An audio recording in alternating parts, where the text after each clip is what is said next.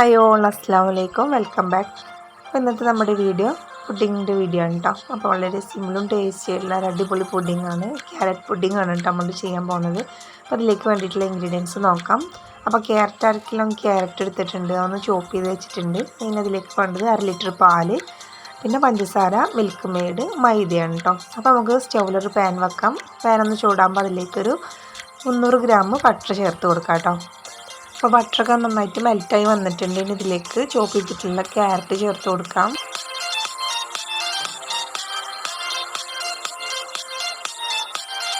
Carrot ഒന്ന് കുക്കായി വന്നാൽ ഇതിലേക്ക് പഞ്ചസാര ചേർത്ത് കൊടുക്കാം. ഒരു 6 ടേബിൾ സ്പൂണ് പഞ്ചസാര ചേർത്ത് കൊടുക്കുന്നുണ്ട് കേട്ടോ.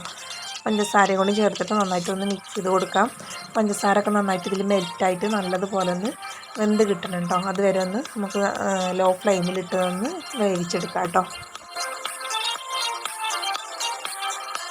അപ്പോൾ പഞ്ചസാരയൊക്കെ നന്നായിട്ട് മെൽറ്റായി, ക്യാരറ്റൊക്കെ നന്നായിട്ട് കുക്കായി വന്നിട്ടുണ്ട്. നമുക്ക് തീ ഓഫ് ചെയ്യാം. ഇതിലേക്ക് നട്ട്സ് എന്തെങ്കിലും ഇട്ട് കൊടുക്കാം. അപ്പോൾ ഞാനിവിടെ കുറച്ച് ചെറീസ് കട്ട് ചെയ്തിട്ടുണ്ടായിരുന്നു, അത് ഇട്ട് കൊടുക്കുകയാണ്. നമുക്ക് ഇഷ്ടമുള്ള നട്ട്സ് ഇട്ട് കൊടുക്കാം കേട്ടോ. ഇനി ചൂട് കൊടുക്കാൻ നമ്മൾ പുഡിങ് സെറ്റ് ചെയ്യാൻ ഉദ്ദേശിക്കുന്ന ട്രേയിലേക്ക് ഇട്ട് കൊടുക്കാം.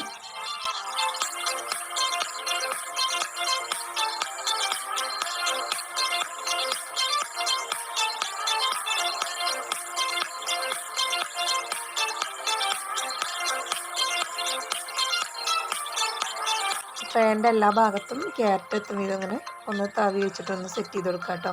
ഇനി അത് ഫ്രിഡ്ജിലേക്ക് മാറ്റി വെച്ചിട്ട് നമുക്ക് ഇതിലേക്കുള്ള അടുത്ത ലെയർ തയ്യാറാക്കാം. അപ്പോൾ അതിന് വേണ്ടിയിട്ട് സ്റ്റൗവിലൊരു പാൻ വെച്ചിട്ടുണ്ട്. അതിലേക്കൊരു 5 ടേബിൾ സ്പൂൺ പഞ്ചസാര ഒന്ന് ക്യാരമൽ ചെയ്യാൻ വേണ്ടി വെച്ചിട്ടുണ്ട്. അതിലേക്ക് വെള്ളം ഒന്നും ചേർക്കേണ്ട ആവശ്യമില്ല കേട്ടോ. ലോ ഫ്ലെയിമിൽ ഇട്ടിട്ട് തന്നെ പഞ്ചസാര ക്യാരമൽ ചെയ്യാൻ നോക്കുക, അല്ലാന്നുണ്ടെങ്കിൽ കരിഞ്ഞു പോകും.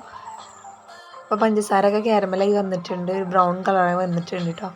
ഇതിലേക്ക് ബട്ടർ ചേർത്ത് കൊടുക്കുക. 100 ഗ്രാം ബട്ടർ ചേർത്ത് കൊടുക്കാം.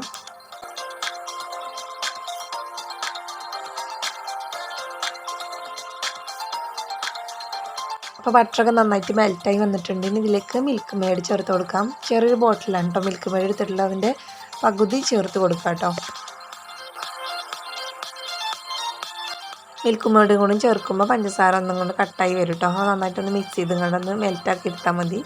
മെൽറ്റായതിന് ശേഷം അതിലേക്ക് 1 ലിറ്റർ പാലും കൂടി ചേർത്ത് കൊടുക്കാം.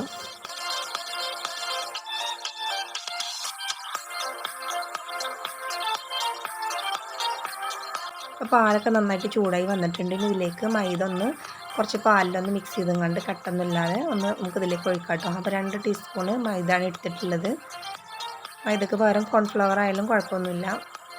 അപ്പോൾ നന്നായിട്ട് കട്ടയൊന്നുമില്ലാതെ അടച്ചെടുക്കാം.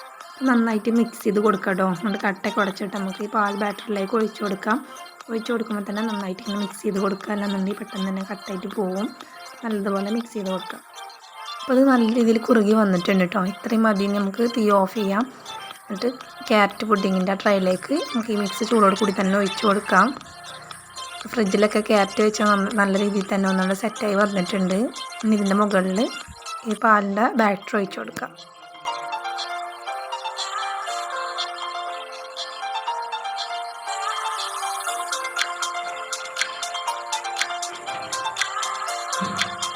പുഡിങ് ട്രേൻ്റെ എല്ലാ ഭാഗത്തേക്കൊന്ന് ബാറ്റർ ആക്കി കൊടുക്കാം കേട്ടോ. ഒന്ന് ഒരു സ്പൂൺ വെച്ചിങ്ങണ്ട്.